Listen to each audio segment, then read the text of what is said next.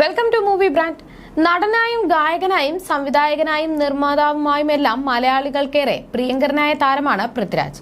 അദ്ദേഹത്തിന്റേതായി പുറത്തെത്താറുള്ള വിശേഷങ്ങളെല്ലാം തന്നെ വളരെ സ്വീകാര്യതയാണ് ലഭിക്കുന്നത്. 20-ാം വയസ്സിൽ മലയാള സിനിമയിൽ അരങ്ങേറിയ പൃഥ്വിരാജ് ഇന്ന് മലയാള സിനിമയിൽ കൈവയ്ക്കാത്ത മേഖലകളില്ല. തിരക്കുകളിൽ നിന്നും തിരക്കുകളിലേക്ക് നീങ്ങുമ്പോൾ പൃഥ്വിക്ക് കൂട്ടായി നല്ല പാതിയായി സുപ്രിയയുമുണ്ട്.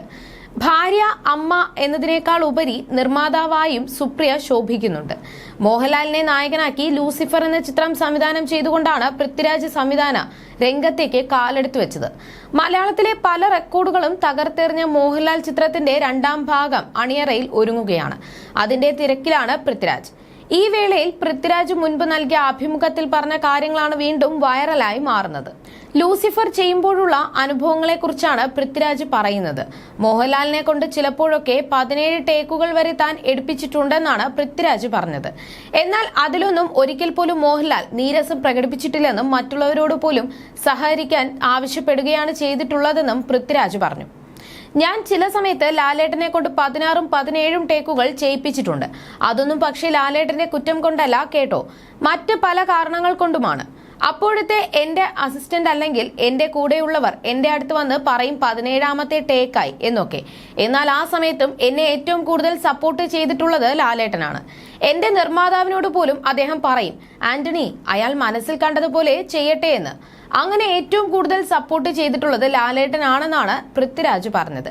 43 വർഷത്തിലേറെയായി ഇന്ത്യൻ സിനിമയുടെ ഭാഗമാണ് മോഹൻലാൽ. ഇനി അദ്ദേഹത്തിന് ഒന്നും അഭിനയിച്ച് തെളിയിക്കാനില്ലെന്നും ഒരു പ്രതിഭ ചെയ്യേണ്ടതെല്ലാം ചെയ്ത് തെളിയിച്ച വ്യക്തിയാണ് അദ്ദേഹം എന്നുമാണ് ആരാധകർ പറയാറുള്ളത്. 17 ടേക്കുകൾ എന്നല്ല, പെർഫെക്ഷന് വേണ്ടി എത്രത്തോളം സഹകരിക്കാൻ കഴിയുമോ അത്രത്തോളം ചെയ്യുന്ന വ്യക്തിയാണ് മോഹൻലാൽ എന്നത് സിനിമാ മേഖലയിലുള്ളവർക്കും പ്രേക്ഷകർക്കും അറിയാവുന്ന കാര്യമാണ്.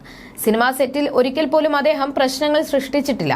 അതുകൊണ്ട് തന്നെ മോഹൻലാലിനെ വെച്ചുള്ള സിനിമാ സംവിധായകർക്കും തലവേദനയില്ലാത്ത ജോലിയാണ്.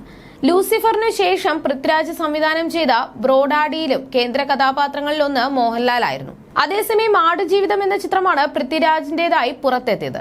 ബ്ലസ്ലി സംവിധാനത്തിൽ ഒരുങ്ങിയ സിനിമയിൽ അറേബ്യയിലെ ഇന്ത്യൻ കുടിയേറ്റ തൊഴിലാളിയായ നജീബ് എന്ന കഥാപാത്രത്തെയാണ് പൃഥ്വിരാജ് അവതരിപ്പിക്കുന്നത്.